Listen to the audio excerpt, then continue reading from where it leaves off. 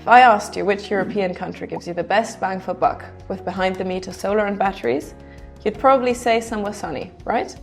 Well, not quite. We ran the numbers and the results might surprise you. At Gridcog, we can test the exact same project in multiple markets because we've got wholesale prices, network tariffs and non-commodity costs for countries all over Europe.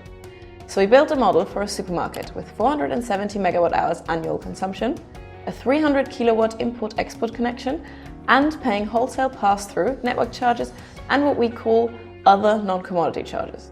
This might include levies, system costs, and policy and environmental charges.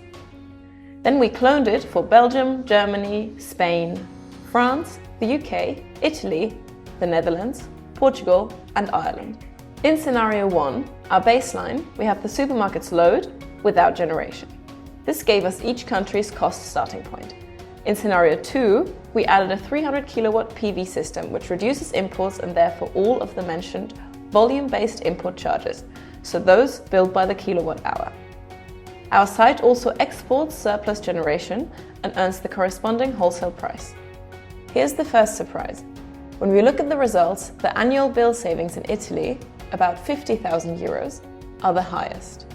Ireland comes second at 42,000 euros, despite its lower solar yield, because of high daytime wholesale prices.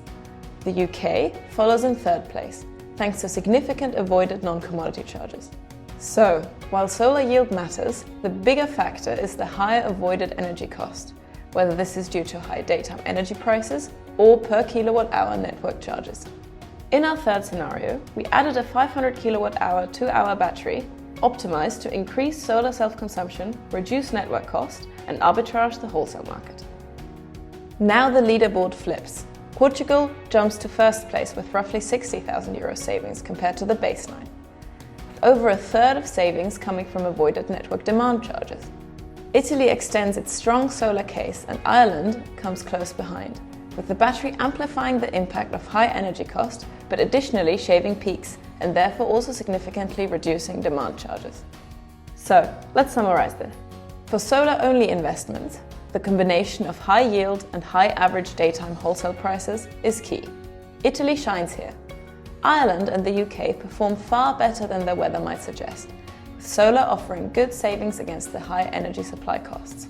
When we added a battery in our scenario 3, it flipped the leaderboard, with Portugal taking first place, Italy still strong, and Ireland close behind.